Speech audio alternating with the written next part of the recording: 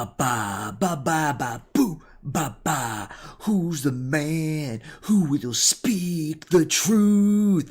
Boo ba ba ba ba ba boo ba ba. Lone candles that burn. Who's the man who will bring light into your life? Boo ba ba ba ba ba boo. Ba ba, lone candles that burn. Who's the man who digs through human excrement to present you the gems? Boo ba ba ba boo ba boo. Ba ba, lone candles that burn. Who's the man who kinda sometimes knows what he's talking about? Boo ba ba ba ba da boo. Ba ba, lone candles that burn. Who's the man who has a scatterbrained, low IQ, and weak memory recall? Boo ba ba ba ba da boo. Ba ba, lone candles that burn. Whoa, man. Hello. Welcome to Lone Candle Live and to another amazing episode of Reply Guyan with Lone Candle, where I reply to people on the internet so you don't have to. Alright, what's it about today? So, I replied to this beautiful meme back in December. Sometimes I just go back at history and just like, oh, I guess I'm gonna see what the hell I said here. I hope it's not too stupid. But if it is, c'est la vie. Shogunai. You know? Alright. Alright. So, it says, Stop banning guns. It didn't work. And someone else says, you know what? I'm going to start banning them even harder. And that's the Australian flag of the country of Australia. So basically, there was this mass shooting in Australia, and Australia has pretty heavy gun regulations.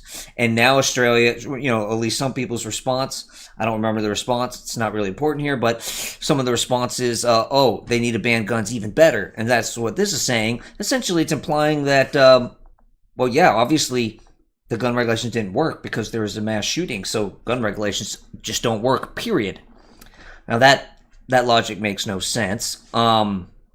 If the only way a gun regulation works is if there's never a murder using a gun, never a suicide using a gun, never a mass shooting, then any one incident, even if it's not bad, means they straight up don't work. But of course, the world's more complicated than that. They work if they produce more good than bad. As in, if over the last 10 years you have 50 deaths rather than 300, they work. Now, did they work for those 50 people who died? No. They worked for the other 250, so that's still working. And so this simplifies it to the point of nonsense. All right. So I said, it did work. Australia has many people alive today because guns are almost banned. These are people who would have been murdered, would have successfully committed suicide, and would have been accidentally shot and killed. It only didn't work if your definition of didn't work is 0 gun deaths. All right. And some people didn't like what I had to say there. Matthew said, so your evidence that our laws work is people might have died? Even theoretical physics wouldn't accept that for a hypothesis. You cannot tell for sure what might have happened if a law had not been made. All that can be known is what happened. Criminals will find a way, regardless of what gets in their way. Okay, so he's trying to say anytime there's a regulation, all we can do to analyze it is go, oh, what happened in the area it regulates? Was it good or bad? And if it was bad in some way, the regulation was a failure. Again, most regulations aren't going to make it so nothing bad ever happens. And so that's a ridiculous standard. That doesn't really make sense. This is how you determine if a regulation works. You want to know, this is what you want to know. You wanted to know if it did net good. What you wanted to know if it made the world net the cost of the regulation and the benefits, if it made it better than it would be without it. That's actually the point of regulation, isn't to make some miracle world. It's to make the world better than it would have been without that regulation, usually by limiting, some sort of bad effect. That's the reason you're regulating.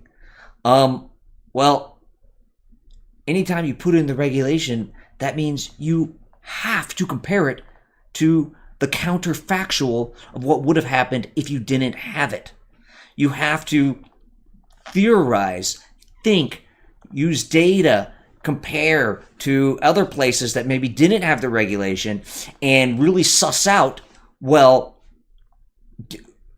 without this regulation, would things be better or worse? That is what you have to do. And yes, it's hard because we don't know for sure what happened. But any argument that is just, oh, look, something bad happened, so the regulation obviously didn't do anything, well, that doesn't even make sense. You're basically, when you say that, assuming that the regulation had no impact. Just blindly. I mean, it's not an argument at all. Yeah. So, yeah, no, it is tough because you can't know what happened, but that's why you got to use careful study to try to suss it out. But that careful study does mean, yes, you're trying to determine what would happen if you did not have it. And so, yes, if a regulation saves 10 lives, but still 2 people died from what it was trying to prevent, well, that's still 10 lives saved. So I don't understand why you would just throw that out. And yes, to try to determine that, you don't know that for sure. You have to go look at, well, what happened in the past before? What happened in other areas that didn't have the regulation? And then try to project onto yours. All right. Okay. He's right, you can't tell for sure. You gotta do the best you can, though. He's just trying to reject it all.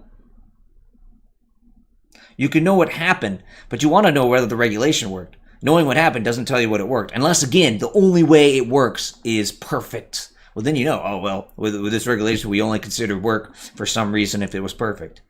All right. Let's see. Let's see what I actually said. If it was any more coherent to what I just said. I'm obviously not laying down the deep empirical literature review necessary to demonstrate the case empirically, and I'm not claiming to.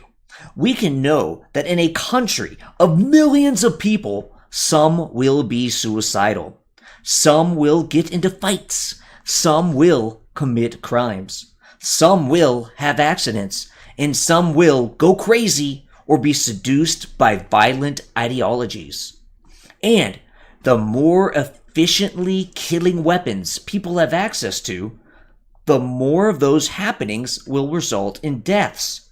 The logic is clear enough that it alone is enough to understand that more people in Australia would be dead right now if they had easier access to more deadly weapons.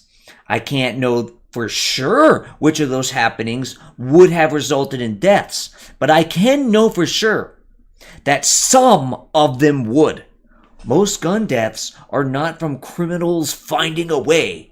Most are from suicides and unplanned killings of the moment. Additionally, criminals are not all-powerful. The harder it is for a criminal to successfully kill someone, the less likely they will successfully kill someone. And at a population level, this means less deaths. The terrorists at the beach legally owned 6 guns. They didn't need to use expert criminal tactics to get armed. I have also done a literature review of the science on guns and deaths. It's tough to study because there are lots of variables to control for, but the evidence points in the direction of more guns, more deaths, especially suicides. And so if you look at any person that's alive in Australia, you can't look at them and go, oh yeah, you're alive, and you wouldn't be if there were guns. You can't look at anyone who's suicidal who's alive, anyone who's gotten a fight who's alive, anyone who's accident prone who's alive, anyone that reasonably could have gotten to a situation where, you know, a gun may have been used. You can't look at any one of those and say, yep, that person is alive because of this. But at a population level, when you understand humans and understands that humans are suicidal, humans do get into fights, humans do commit crimes, humans do have stupid accidents, humans do have passions of the moment, they get seduced by violent ideologies, they go crazy. When you know those things are true and you have a large enough population, you can know that some of those will result in deaths. And you can know that the more efficiently killing, the more access people have to efficiently killing weapons, the more of those situations will result in deaths. So we really can know that, at least, you know, logically like that yeah, with less people having access to really efficient killing weapons, less people are going to die, or at least fewer. So I don't know if less was the right word, probably fewer because you can count deaths. But anyways, yeah. And furthermore, it's not all logical. I mean, this stuff has been studied a lot, and you know, in my reading of the science, as I said at the bottom of this post, it really does point to more guns, more deaths, especially suicides. Murders, the evidence isn't as strong, honestly. Homicides, but I still think it points in that direction. It's hard to study because there's a lot of confounding variables. And there's also reverse causality, as in, if you, oh, look, this neighborhood's violent. Well, if you're in a violent neighborhood, you're more likely to go buy a gun. And so then it makes it hard to just look at data and go, oh, more people died. It was because guns make it so more people are more likely to die. Because you could also always argue, no, there's more guns because more people die in the first place. So it's tough to suss that out empirically. I do have a piece on Medium, on YouTube, on my podcast channel where I actually dig into these empirics if you're curious. And if you're on Facebook or YouTube, the link is in the description notes of this video. All right, we're almost done. There's only one more person talk to me here. So Dave said 1995 versus 2024 suicide statistics show the suicide rate is 13 per 100,000 in 1995 versus 1995 versus 11.8 per 100,000 in 2024. So there was a very small decrease while the actual number increased from 2,368 to 3,337. So of course the absolute number isn't what's important. It's going to be the per 100,000 that he has. And if I just assume his data is accurate, he's saying, oh, there's only a small decrease in the per 100,000. Which I guess would be really, really weak and overly simple evidence in the favor of what I'm saying, that suicide goes down. There were 321 murders in 1995 versus 448. Again, he's not doing it per population, which means it's completely invalid because obviously we're saying per population, statistically equal based on population. Oh, he mentioned this, so we'll just assume he did that right. So taking away the right or severely restricting the right to own a firearm has had minimal impact in Australia. Okay, so a few problems just on the top here. This is an extremely simple analysis, doesn't take into account any control variables. So yes, if between 1995 and 2024, the only difference in Australia, there's been no changes in Australia. Everything's the exact same in math, almost 30 years. So almost 30 years of Australia, nothing has changed except the gun regulation. Then this is a valid analysis. If not, then you got to do something a little more complicated. Okay? Now, all right, well, okay, you can start with the simple analysis, at least get the idea. Another thing, why are we going so far ahead? What year did I think it was in the 90s when they put in their heavy gun regulations. Why are you going so far in the future? You know, this is even capturing more like differences. At least go closer. Now, the day he did this, 16 weeks ago, I did check his data a little and responded, so let's jump to that to see if he even got the simple analysis right. All right, suicide is affected by multiple variables. You can't just look at one year and compare it to another because many factors will be different. Suicides have been going up in the US without a major change in gun laws. So something other than guns caused this within country increase. The impact of guns on suicide deaths has the strongest evidence in the scientific literature that tries to tease out the truth with more advanced statistics. Same for murders.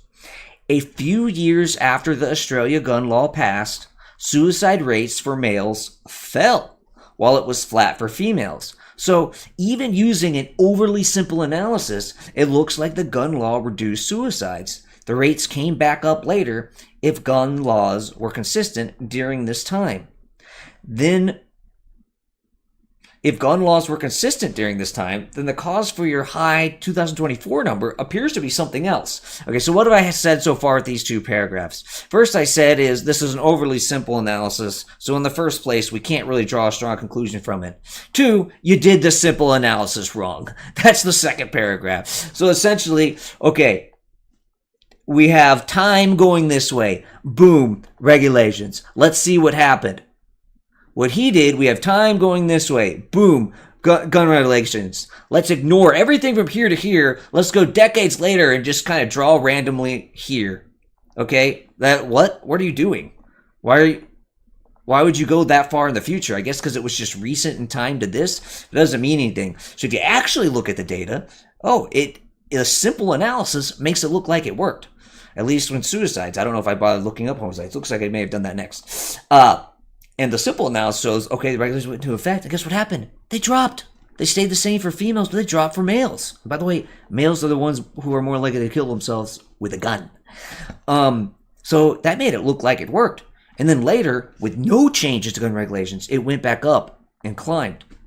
Well, if the gun regulations were consistent then, as in there's no difference, then it's not the one causing that climb. Something else in Australia is. So even the simple analysis he tried to do, he did poorly, and it actually supports that, yeah, the gun regulations reduce suicides. Again, you gotta do a more complicated analysis, though. Alright, let's see what else he said. Australian homicide rates went down after the law passed. They came back up later, with 2024 being particularly high. Again, even from this simple analysis, after the gun law, homicide rates go down. And then later, while gun laws were constant, it came back up, meaning it looks like the gun law may have saved lives. And then other factors in society increased homicides. So it's the same thing for homicides. Simply following the trend doesn't prove anything, though. It's just a little better than picking 2 years to compare. A really bad analysis on his part. And then I say I did try to dig into the science here. And so for those interested, I have links here that I did a deep dive in the actual empirical literature, and a few years ago, but I doubt anything's changed in the last few years. And I discussed that some.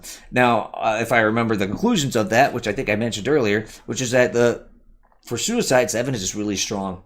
Less guns, less suicides. And that's because a lot of people don't try to commit suicide twice. Obviously, the ones who succeed can't do it twice because they did. But a lot of those that attempt suicide and fail do not attempt again. So what does that mean? It means how likely that attempt is to be successful makes a big difference between whether you survive or die. And well, it's a lot more efficient and easy to kill yourself with a gun than really almost any other way. It doesn't mean you can't be successful other ways. No, people kill themselves other ways all the time. But when you've got to actually cut yourself correctly with a knife, when you've got to actually take these pills and not be rescued from having your stomach pumped out, when you've got to actually, get the noose on right, there's more chance, frankly, to screw it up. And people do screw it up. Or to be saved. Well, if you take a gun to your head, you're probably dead. And so the reason guns make suicide deaths more numerous is because you're more likely to succeed. Now, with homicides, it's much more tougher to study because, as I said before, well, if there's a lot of crime and you're scared because there literally is more violence around you, well, you're more likely to get a gun to defend yourself. And it's hard to separate that from guns causing more homicides. I think the evidence does point that way, and the logic extremely strongly points in that way. And so I think the evidence points there too on homicides, but with suicides, it's basically, essentially proven. I hate using the word proven because nothing's ever truly proven. Something could always be wrong. There could always be a mistake somewhere, something. We could all be living in a matrix. Then really, what did you prove? But anyways, the evidence is really strong for the suicide. For the homicide, points in that direction. All right. Well, that's all I had on this one. It's a hot topic. I think I'm probably going to do another reply guy right after this. But I like to change the titles and stuff for Facebook and YouTube. So I'm going to let this one go off into the ether and then make the next one. All right, so I'm Lone Candle. We had a reply guy with Lone Candle. Like me, comment me, love me, end stream.